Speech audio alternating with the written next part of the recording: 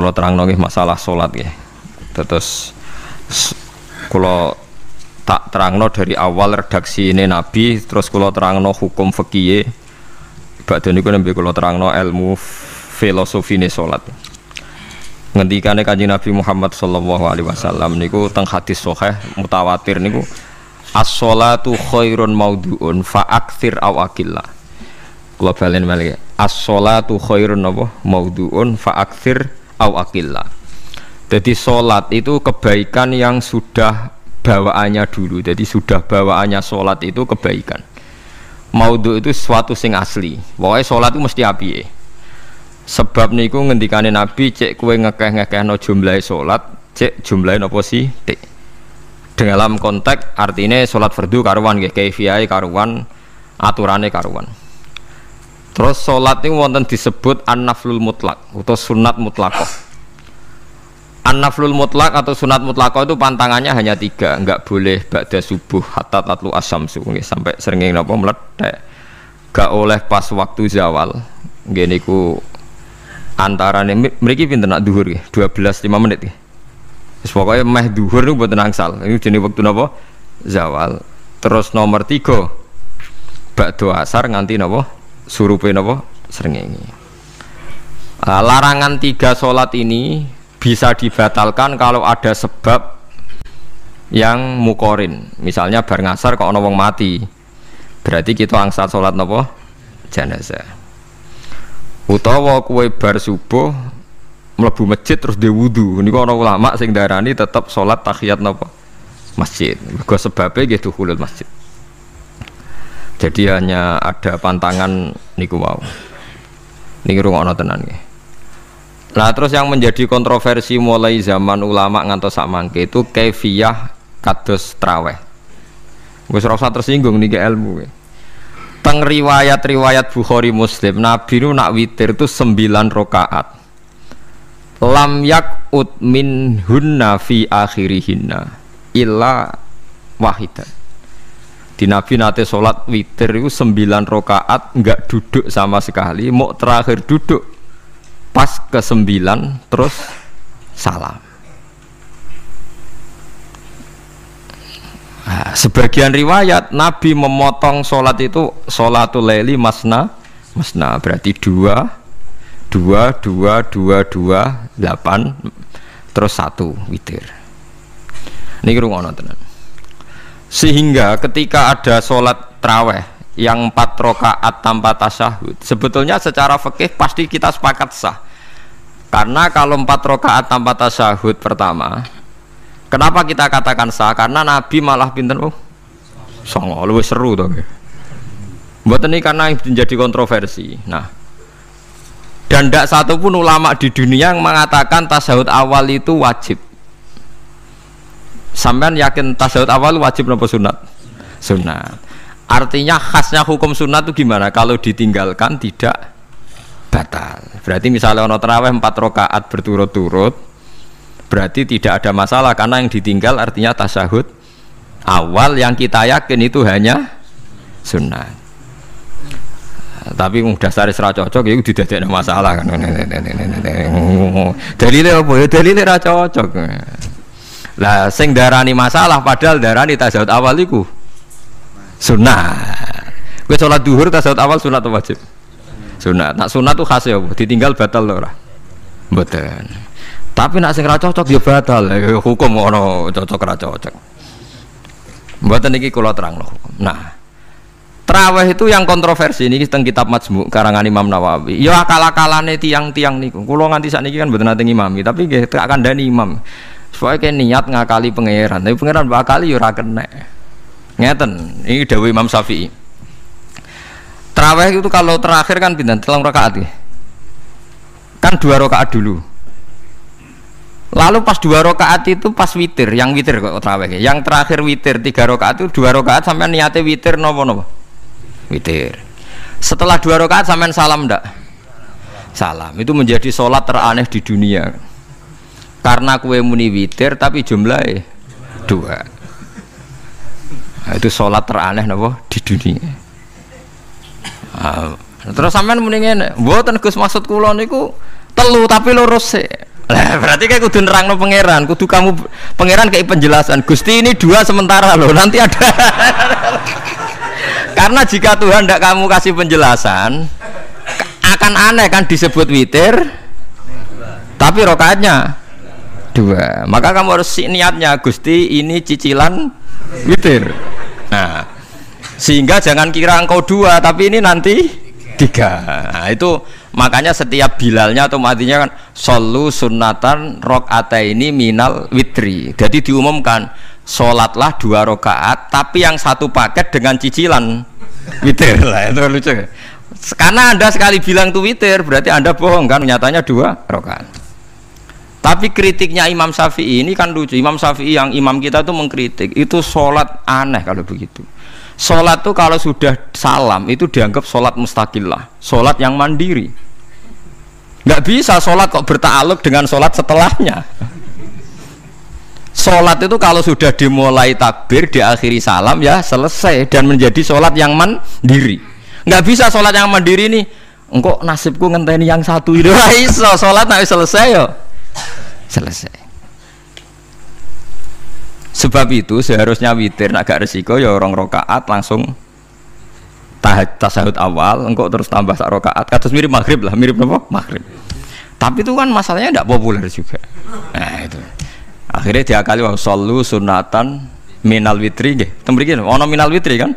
Itu kalau diterjemahkan salatlah kalian paket witir tapi ganjil sih, paket witir tapi genep sih. Tapi ini sementara Gusti, tapi kan kita sih bingung itu cara pangeran dia bingung tenan ngadepi. Nah, makanya itu nak cara kula ya ora usah dijerok-jerokno pokoke ngene iki. Ya dadi barang keliru kadang ya muga-muga sepuro pangeran iki ora usah ngono. Jadi nak salat ya nak cara Sayyidina Utsman itu memang beliau bilang 2 rakaat itu berdiri sendiri. Karena salat itu setiap 2 rakaat selesai. Setelah salam itu selesai. Nanti yang witir ya 1 itu. Makanya 2 itu rasa ono witir-witiran cara Sayyidina Utsman. Muga Nabi dawuh wa autir biwaqidatin. Kemudian salat-salat Anda yang 2 itu ditutup witir. Berarti ya yang salat kedua ya sholli sunatan ini biasa saja, nafal mutlak. Enggak usah nyinggung-nyinggung nopo witir. Oke. Loh ini penting sekali karena nyatanya ada witir kan? Nyatanya tidak nopo witir. Lah nanti yang 1 terakhir witir. Ya tapi adatnya ngoten niku. Jadi ini perlu sampean ketahui, sholat itu memang banyak masalah di secara fikihnya. Karena tadi kalau sampean niat witir, setiap sudah salam itu kan berarti selesai dan berdiri sendiri. Lah kok suwe-suwe nak rakaat sing terakhir batal lah, berarti sing ngarepe melok batal. Mergo sak paket koyo capres mbek napa?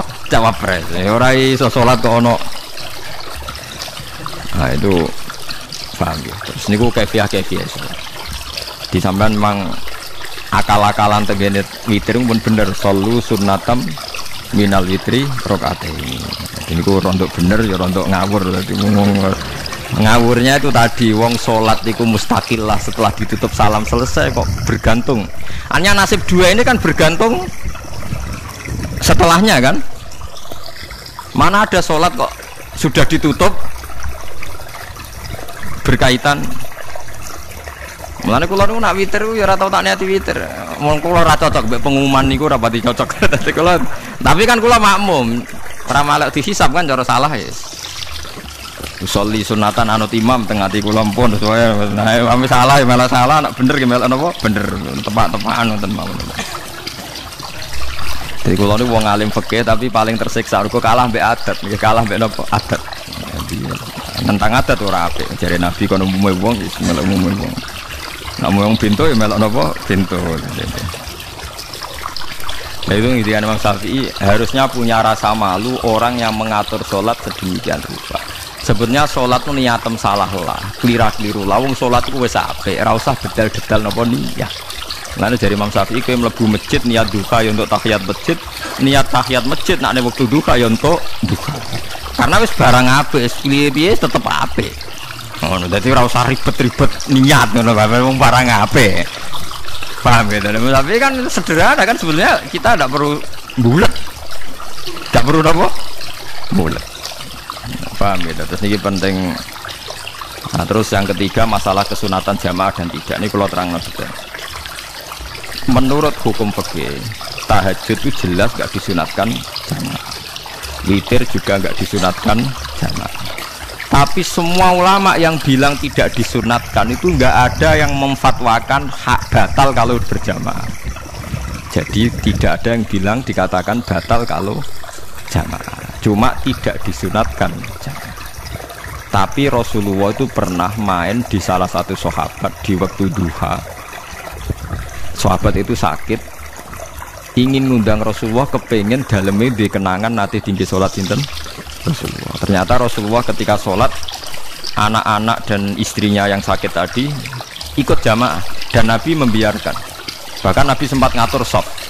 Padahal itu satu bentuk sholat yang kategorinya nggak disunatkan apa? Jamaah. Itu makanya Imam Nawawi bilang sholat-sholat yang nggak disunatkan jamaah itu masih boleh jamaah. Seperti witir, duha. Ya, tapi aja terjadi gerakan tahajud bersama. Nah ini kalau ora cocok nih. Wong ora kepengin tahajud kok dijak nopo? Tahajud.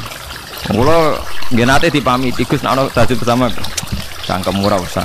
Wong sing ngeloni bojone yo lagi ibadah, bocah ibadah sing ora enak ngene lho. Mergo jare Nabi wis jelas wa fi buti ahadikum sedekah. Tadi kowe iku malah lucu. Wes ibadah kok bocah apa? Ibadah. Jadi sing ngeloni, lho ngeloni ra kudu ngeloni bojo, ngeloni anak iku ya napa? Ibadah. Takokno rugen. Nak ngeloni bojo gak di masa depan ngeloni apa? Anak. Ngeloni anak nggih napa? Ibadah. Ning omah jaga anak bojo timbang dhewean nggih napa? Ibadah. Mulane kula nu rapati cocok nek ana tahajud bersama oleh tapi aja dadi gerakan. Nak sing pun nglampahi nggih monggo.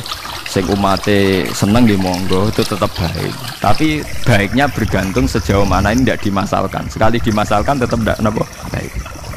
Karena nanti punya akibat yang sedang baik diajak baik yang lain, dari baik nikmat menjadi baik gremeng, itulah itu perkara kan. Hanya orang kan sepakat kan nak ngumpuli bojo ibadah, kabeh ulama sepakat kan. Dan itu penggemarnya banyak. Terus dijak ibadah yang penggemarnya sedikit. Dasar imamnya ra cocok lah, itu kan resiko agama dikomentari kan tinggi. Makanya tidak usah dimasalkan. Sing kelon ya keben, sing turu gitu kok. Keben karena turu ki ibadah kan. Turu niku mari ra maksiat. Wong zina mergo ora turu. Wong maling mergo ora turu. Wong ngrasani wong mergo ora turu. Mulane kula nate cerita teng ngaji niki ana ulama wali. Saking seneng ibadah nganti janggal. Ana gak wali sing makome kaya aku. Dituduhno wali sing saurip-uripe turu kecuali salat fardu. Niku wali sing setingkat kuwi. Mboten tidak Gusti tapi niku kok turah turu ya takokno sesuk. Kena apa kok turah? Jebule tak takoki kena apa jenengan turah turu? Ya wong turu ora iso maksiat. Tapi nak kowe poso tahajud jenenge wong melek tepatine nduk ndi-ndi tetep paling selamat ku Allah turu. Akhirnya ngakoni jebule alim kuwe lah ya dadi turu iku iso dadi wali. Ke wong turu ora ngarah zina, ora ngarah maling, ora ngarah ngrasani. Wah. Dadi mulane akeh wali sing berangkat saka napa? Mulane Ashabul Kahfi iku wali sing keramate iku turu suwi. Mergo turu iku nak tepak. Niku iso dadi napa? Wali. Mulane kenapa keramate Ashabul Kahfi napa? Tapi aja tiru. Iki cerita ilmu, dari ilmu ora kudu setuju niku niki ilmu. Difaham ya dados. Kula piyambak pribadi belum pernah tahajud jamaah sama istri saya. Kula piyambak jarang tahajud. Tapi memang saya beritahu kalau sholat yang kesunatannya itu tidak jamaah, sebaiknya jangan dipaksakan jamaah. Karena kadang fadilahnya disirron. Kalau balik ini seperti sedekah. Kalau zakat wajib itu sebaiknya diumumkan supaya orang tahu bahwa dia sudah melakukan kewajiban. Tapi kalau zakat tidak wajib sebaiknya sirron, sebaiknya rahasia. Begitu juga sholat jamaah itu kenapa baik di sholat fardu? Karena kalau yang tidak jamaah kan dikira dia tidak sholat. Makanya kesunatannya sholat fardu nomor jamaah. Tapi selalu potensi riya, sum'ah, pamer itu ada, sehingga ada sholat-sholat yang dari awal didesain supaya tidak kelihatan orang. Yaitu sholat nggak usah berjamaah, plus baik di rumah. Semua ulama ijma sholat sunat itu baik di rumah apa di masjid? Di rumah. Di rumah, di dalam kamar sama di kamar tamu, ruang tamu, baik di dalam kamar. Bahkan Nabi nyebut sholat fiko ibaitiha, di kamar paling dalam. Nah, bagaimana mungkin sholat yang sudah didesain siron begini, misalnya kayak tahajud, disunatno bengi-bengi ben ra wong roh, disunatno ning jero kamar ben wong ra roh. Jebule jamaah kan jadi aneh kan. Tapi kan tentang ya goblok, barang apa kok mbok tentang. Ya tapi kowe tenanan yo goblok kok ora sunah Nabi ku. Mulane aku ora takok itu yang jenengan takoki kok ngubang pun. Lha mane aku wong alim dadi bingung. Bingunge ku mergo akeh ilmune ora kok koyo bingungem. Tapi sing jelas peminat ibadah kelon itu lebih banyak. Ini mau sing mesti niku nih. Karena Anda harus sepakat kan kelon niku napa? Ibadah. Kita sepakat kan. Dan itu peminatnya banyak. Itu sekali ada pengganggu pasti dikomentari tidak baik. Padahal pengganggu nih ngajak tahajud, itu akhirnya akan tahajud jadi korban dikomentari gara-gara penggang. Nah itu yang saya tidak senang. Dieling-eling. Yang keempat ini makom saya, tapi jangan sampai tiru. Ada torikoh namanya Mulamatiyah yang pernah disebut di mana ya Mulamatiyah. Orang semua coba Mulamatiyah. Ada ulama itu seumur-umurnya itu tidak pernah sholat qobliyah tadi. Tapi udah tiru, kalau ngomong saya ulang-ulang jangan tiru. Nah, kalau sering tiru, semua tenate sholat qobliyah tadi. Termasuk yang menentang itu Abdul Hasan Asyadili dulu ketika beliau belum wali papan atas. Ulama Mulamatiyah itu kalau katoan itu dengkulnya ketok, jadi agak-agak kuku paling bawah itu ketok. Lanang loh, makanya coba yang wedok nih lanang bakat lanang.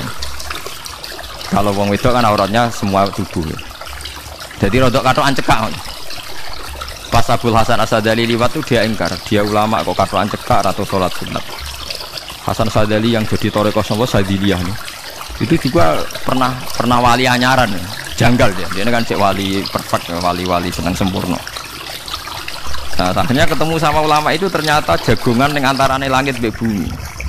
Kok orang tadi sing katokan cekak itu kok orang tadi. Terus digojol sana. Kamu jangan nyindir saya, jangan ngenyek saya. Makomamu cek dura. Kamu lihat itu umatnya Muhammad banyak. Itu sing iso ngancani aku. Ternyata dia itu punya torikoh, kumpul wong bid'ah, wong sekuler, wong nakal. Supaya mereka untuk rahmat mergodi. Karena dekne mantep para pangeran, gak mungkin wong bid'ah, wong salah tak awari aku kena azab. Mesti pangeran ngergani aku. Jadi dia ngancani wong nakal itu demi supaya wong nakal ora kena azab. Mergo diproses ilallah. Diproses didakwahi napa? Sebab barokah ini dekne dadi wali.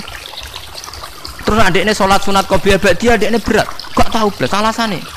Dijak salat fardhu ya abot. Nak nganti disangka qobliyah ba'diyah penting malah abot. Mulane aku rasa salat qobliyah ba'diyah. Lah iku sing makome iku kula baleni malih.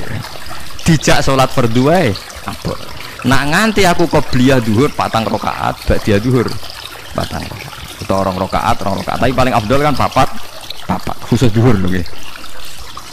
Kaya jadi dia nunjukno nak Islam lu mau salat fardhu faqat, ora luweh, ora kurang. Niku dadi wali Mulamatiyah sing digo tawassul teng Manaqib Syekh Abdul Qadir napa? Jilaniyah Mulamatiyah. Iku wali-wali anti salat qobliyah, anti salat ba'diyah. Mulane kula nu nganti sakniki nggih jarang teng kampung kula nu terkenal Gus Bae ku wong alim ora tau salat sunat. Ya anggere wong narukan salat sunat kabeh aku malah ora, tapi nek ora kabeh aku tak salat ta. Pokoke sementing ku ya sementing beda. Sementing beda. Ya alasannya masuk akal. Alasannya masuk akal. Maka itu Abdul Hasan Asyadili pernah juga diingatkan wali-wali yang lebih senior. Begitu juga Abu Yazid Al-Bustami, beliau juga pernah dipermalukan wali-wali agak preman. Tapi itu cerita wali, sampean harus percaya karena ini cerita ilmu hal. Abu Yazid itu seorang wali besar, makanya kan masyhur banyak santri namanya Bustami itu dulu tafal sama Abu Yazid sinten Al-Bustami. Itu dia wali, ya wali Menara Gading, dia yang ngajar di pondok awalnya begitu ngajar, pokoknya jadi wong saleh. Niki cerita, sing cerita kula nggih kiai-kiai. Cuma nak cerita niki kula ora roh referensine, tapi kula nate diceritakan. Nah sing tadi saya tahu kitabnya. Dari fair secara akademik sing wau kula roh kitab. Nah niki jari cerita. Tapi kula percaya karena saya tahu padanannya, tidak sepersis itu tapi tahu padanannya. dia itu mimpi, ya Allah saya ini nanti di surga bersama siapa. Saking yakinnya dia soleh, jadi mantep papan atas, gak pantas ono sing baturi dekne apa ning swarga. Mbek pangeran dijawab, wis ngono mbek Ruhin gitu. Ternyata si Ruhin ini yang ditunjuk di mimpinya itu orang yang kumpul wong mabuk-mabuk di warung mabuk, warung fly, warung ini. Terus dia ke situ tanya Ruhin yang lain nggak ada ya keriting ndak itu ya semuanya orangnya itu tok itu ngelek keriting ndak itu ya itu tok. Tanya-tanya nggak ada yang lain terus. Mosok wali kancaku kok awor wong-wong napa mabuk. Dia akhirnya balik kanan. Wah, ngono ngipiku kok setan. Terus dicetok mbek wali tadi. Ya Aba Yazid, ya betul, memang teman kamu di surga itu saya. Padahal tidak ngomong apa ya, memang tiga. Ya betul, memang teman kamu di surga itu saya. Wah, iya wali tenar maksudnya bro. Terus ditanya, kenapa kamu berteman orang-orang mabuk itu? Dinya apa? Cangkemmu sing darani aku kancanan sop. Aku itu neng gone warung mabuk mau ngombe banyu putih. Nak kancaku udah mabuk aku orang itu. Aku apa tak tobat no? Sing separuh neng masjid, saking nyabariku ngancani. Tapi aku ngombe banyu putih. Sing separuh tugas semua. Senengane nyalah no wong. Waduh, wali biasa kumur santri kon nobat no preman. Mergo mangkel dan itu salah Abu Yazid sing separuh tugas mergo sing separuh tak tobat no saiki ning masjid nang warung ya Abu Yazid ya rada meriang tapi yang piye ditantang ngono ndekne wali tenan mau ngetok wali ini ndekne ya Allah nak pancen kula waline jenengan tenan wong sing roh wajahku kudu tobat Gusti wakil Abu Yazid ngetok waline ora umatem kon delok ora iku nak ora tobat atau diundang Abu Yazid wah itu padha kata akhirnya hei umatku hadza Abu Yazid iku Abu Yazid wali Allah delok wajah aja didelok wajah langsung tobat makanya ini dua beliau itu akhirnya berteman apa di surga ya dia milih wali sing kayak Abu Yazid atau sing nah menurut saya cerita ini penting supaya anda sing biasa ning warung ada kemungkinan itu lah maksudnya penting kan itu artinya dari husnudon mbek wong ada potensi lu nggih sama tak cerita nih di Yaman itu ada para habaib Maulad Dawilah. Maulad Dawilah itu termasuk habib yang kastanya sepuh. Itu Sayyid Umar Hafid itu sering main di sana di kampung Maulad Dawilah. Niku nggih modelnya nggih mboten nate salat sunat. Ngangger maghrib, badhe maghrib jagungan sekedap. Kinten-kinten di 10 menit terus salat isya. Kinten-kinten cara mriki nggih 6/4. Ya Sayyid Umar nggih mau gedhe-gedhe tok tapi habib sendiri gitu. Mboten ngenteni waktu isya. Ngerti kok iya, jenengan Habib ndak peduli, pokoknya kita peduli. Saking khawatirnya Islam dianggap berat. Mergo Imam Syafi'i ning mazhab kaul jadid, malah mboten kaul qadim kaul apa? Jadid. Nak darani wektu maghrib kira-kira wong salat 5 rakaat. Nggih, terus pokoke wong wudu nutupi aurat salat 5 rakaat. Lu nate kula hitung kira-kira mau 20 menit. Jadi nak sampean salat isya setengah 7 wis mesti napa? Sah. Cara madhab Imam Syafi'i. Nah, cuma madhab ini nggak populer di ashabnya, ditentang ya, oleh ashabnya yang populer entah mego nopo apa. Tapi sebenarnya madhab Syafi'i yang jadi itu. Mulane kula nangger jamak takdim ku angger kira-kira wis setengah 7 kita jamak nak pas lunga. Ya sering jamak kalau beteng tapi niki dereng isan. Ya pokoke cara aku wis bisa, cara aku ora kudu kok. Pokoke cara aku wis bisa. Ya sebab kaul jadid malah. Makanya dulu ada seorang ulama berdebat. Sing sitok setuju waktu maghrib niku ngenteni entek mego napa apa. Ana sing debatnya masuk akal ngeten. Niki sama-sama ulama bapak mbek anak. Padha ngalime ya padha sepuh. Ulama ini malah aneh carane nentangi ndekne cara ndekne waktu maghrib ku nganti kira-kira setengah 7 nganti jam 7. Engkau lagi waktu isya jam 7:15. Pokoknya dia nemoh nak darani waktu maghrib cepet moh. Jadi alasannya masuk akal. Pangeran nak gawe biasanya nak kembarannya, jadi nak tandingan aja. Lucu lama kok jadi ulama ya kadang ya lucu. Sampai nak sholat subuh jam berapa? 4:30 kan, anggap aja 4:30. Berarti subuh nganti meletak srengenge ada waktu sak jam setengah. Ada waktu pinten? Sak jam setengah. Lah saiki maghrib iku wis surup. Nggih, maghrib napa surup. Kudune maghrib ku di padanan subuh ana wektu sak jam setengah. Aman dia tidak setuju. Entah gue abang tenan dia naik sak jam setengah. Mana dia nak santri ini azan jam itu ngamuk. Cung paling cepet setengah wolu. Perkara dia cara berpikir maghrib dipadakno subuh. Yaiku qoblatul isyamsi ono waktu sak jam setengah jatahe subuh. Kudune ba'da ghurubi syamsi. Ya ono sak jam setengah jatahe maghrib. Jadi akhirnya santri ini nak azan di setengah wolu. Nak jam itu diamuk tenan. Nak maulad dawilah wali 6/4 wis bisa. Perkarane. Lah iku ulama. Ya semelane ya semacam-macam ulama iku macam-macam. Ya sik anut sing umum sing penting ora ruwet. Ya tapi wau as-shalat khairun maudhu'un, asal salat itu mesti napa? Ya asal salat itu mesti napa? Soal kaifiyah macam-macam. Sing terakhir sing masalah kaifiyah yang enggak diterima.